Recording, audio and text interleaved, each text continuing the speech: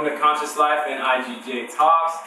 I'm here with my boy Jalen right now, and we're excited because today's topic is a little sensitive, but we're coming from a heart with what we're going to be saying and talking about. So we're going to just dive right into it. Jalen, you want to just introduce yourself, bro? Hello, y'all. I'm Jalen Houston. I want to first of all say thank you to Khalil for taking the time out to reach out to me to even start this video. It's a very touchy, sensitive topic, as he stated, and I really pray that it really reaches whoever's behind the camera, whoever you're talking to right now, and it just does something for you. Yeah. So today's topic is unraveling the rope of suicide, and I think it really ties into what testimony is. Jalen and I both struggled with depression, and I think it's time for us to share. I think it's time for us to ignite some things in you and just to be able to challenge you to be open about it, to start to talk about it. Maybe not openly as we're doing it right now, but in small discussion groups. Talk about it with your closest friends. I think it's so important. So just testimony itself. Testimony is just an experience that a lot of religious people say it's a religious conversation. But we're going to come against that right now. We're going to tear that open right now. So it's, like I said, today's topic is suicide. For the first question, right? Was there a point in your life that you never would have understood why someone would do such a thing as suicide? Yeah, there actually was. And in this moment right now, it just hit me like a ton of rocks. I had a friend who actually this happened to. We were very young. I was very close with him since we were in elementary school. And I just never understood because I was always that positive person, always reaching out, always looking out. He was the same way. So I never understood what that drive and motive was. You know? And it really hit. It really hit. It was home. It hit home. And it was just one of those things that I just couldn't wrap my head around. Yeah. I think for me, my sister, back when I think I was like 12, she might have been 10, and she came up to me in a frantic. She's like, "I'm so mad right now. I'm just gonna end my life, blase, blase." And I was like, whoa. And I didn't even consider her emotions. I was just like, how could you even think about something that crazy to leave this world? Like, you're not even thinking about the repercussions. And it's so crazy when we're presented with someone who's struggling at that level. We don't consider their emotions. We don't consider what they're going through. We only consider what they're saying right now, which is just a reaction from several events, which is insane. So I believe that's coming from a place that's feeling trapped, feeling powerless, and at the end of the day, that when you feel trapped, you are only led to one answer, like a scared animal in a corner. But that leads us to our second question. Where were you when your thoughts of suicide first hit you? This experience being your closest encounter with death. What emotions did you feel? What were you around? And what happened? There has been a couple of times that this has happened. More specifically, my closest point was about the end of 2015. I had lost my scholarship from my football school. I was at a D2 school. I was just very low income family at the time. We weren't making a lot of money, and things with my relationship were going wrong, sideways, and that ultimately ended at the time. And I was home. I woke up and nobody was home, and I was just in my room, blinds closed, lights off, TV off, everything, no sound, nothing. I was just laying there, and I was just like, this is gonna be the day. Like, it's about that time. Yeah. And I knew my father kept his revolver and somewhere in the house, and I just found it, grabbed it, saw it was loaded. I was like, okay, cool. I ended up I filled up the bathtub just to relax for a second, just sit there, revolver sitting right there. I'm looking at the wall, looking at that. So many thoughts are running through my head, thinking no one cares, no one's there for me. Like, my life is meaningless, it's pointless. And I felt empty. It was as if I was already dead. Wow. And I just don't know. That was my closest encounter with it. Thank God that I did have my best friend at the time. He called me. He was just like, I don't even think he knew what was going on. And he just called me, he's like, yo, our favorite artist just dropped a new album today. Like, go listen to it, da da da. Like, just know that, like, everything's gonna be okay. Like, I don't even know if you're going through something or what, but like, this album's amazing. Like, it's gonna change your mood and all this stuff. And I sat there, just listened, and in a way that quick interaction, that album kind of really saved my life. Wow. Glory to God. I'm going to read this scripture because I feel like it fits in right here. It says from Colossians chapter 1, verse 21, it says, once you were alienated and hostile in your minds because of your evil actions. And this leads into my personal testimony. So my feelings of depression kind of came when I started feeling trapped. Literally, I was in a jail cell. I got out, everybody was out, we were on the phone, we're trying to get on the phones, and I don't know how I got to jail. I binged Xanax, and I still to this day don't remember how I got in that jail cell. When I did read the discovery, it was from just trying door handles, some just very bizarre zombie things. So I'm in a jail cell, I try to go use the phone, and there's a whole process to get into jail. So you need to have a PIN number, all these things. You get put in through medical, and I don't remember any of that. So when I use the phone and I don't know my PIN number, I got really mad at myself because how I'm placing myself in another position where I'm at a loss. You know, I've been in jail this is gonna be my 4th time now, and I over time just keep letting my people down, especially my dad. My dad's usually the first person that I was gonna call when I go to jail. And he usually already knows. And the fact that I couldn't even call him, and when I go to ask the officer what's my PIN, he's like, I don't know, you should have that by now. I felt so triggered, just like, wow, I'm just such a disappointment.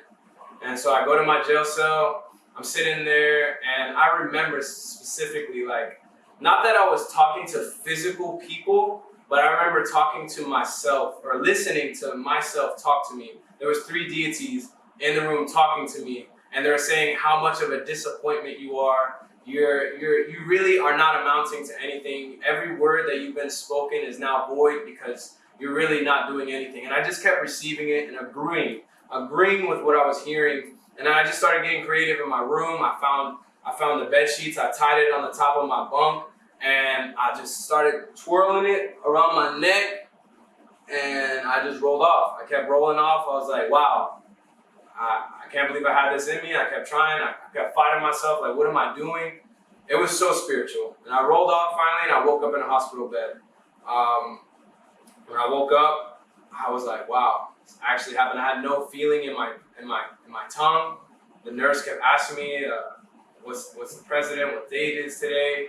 And then I had to do a CAT scan, everything. And it was in that moment when I got placed in the hospital bed. I was actually in Baker Act, so I had a nurse that was watching me pretty well, and I was able to make phone calls because she was super nice, and I think she understood my circumstance. And even though that the paper was saying that I did harm myself, she didn't see it in my eyes to be able to harm myself, and that's what's key.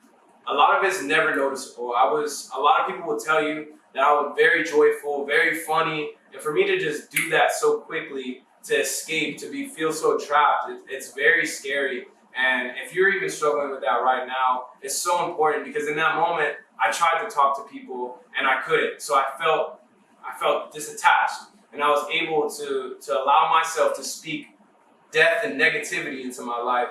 And that's something, if you're going through, I encourage you to talk to people about it. The enemy's greatest weapon is to separate us from the love that already exists, which is Jesus. That is God. We find him in scripture, church, and mostly in fellowship of our loved ones. This leads us to question number 3.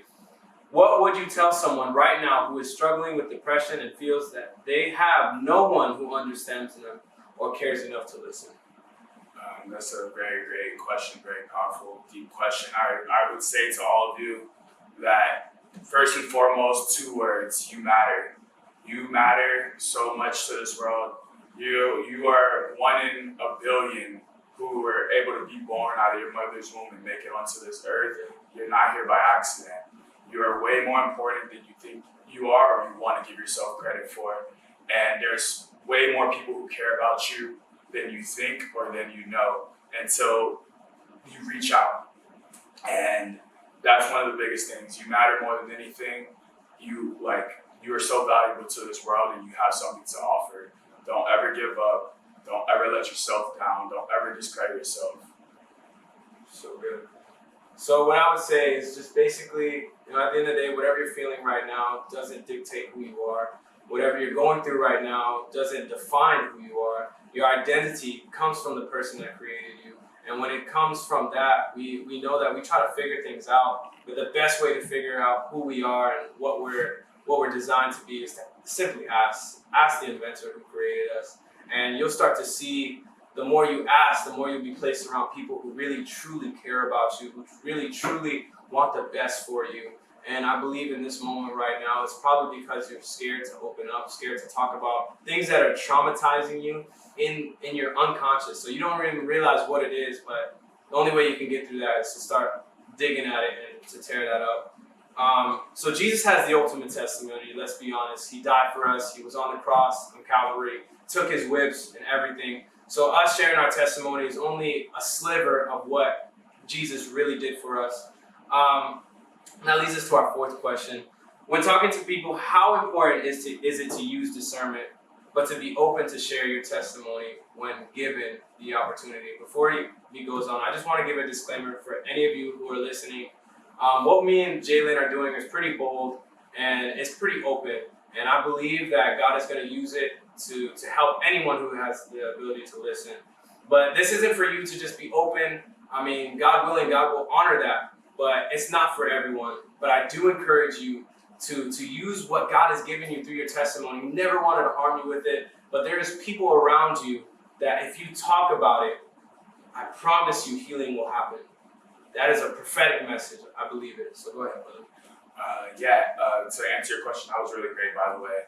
That disclaimer, it's very serious and it's super important to use discernment due to the fact that what we said, what we're doing, it's very bold of us.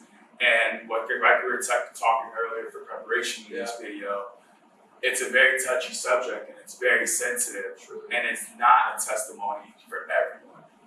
So when talking about this subject, it's very important to use discernment, and be very mindful of what you say, and be very open-minded when taking it in what you're being talked to about from another person's perspective. So good, bro.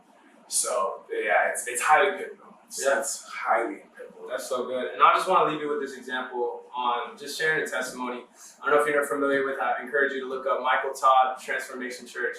He just purchased, his church just purchased the Spirit Bank up in Tulsa. And I think it was so incredible that he shared this testimony when he got the keys.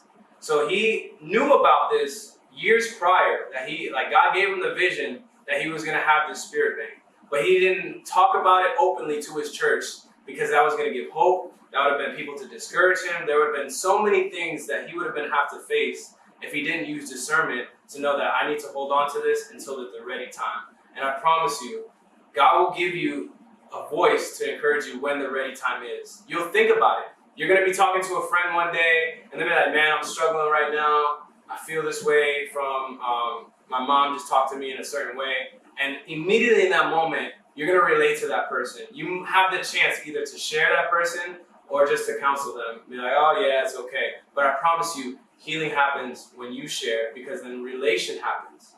And that's so key. So we just want to say thank you. Thank you for tuning in. Thank you for giving us your time. I hope that you can subscribe to Jalen's channel, my channel. Stay tuned for more videos to come. God bless you. We love you so much. And thank you for tuning in. God bless you all. Thank you.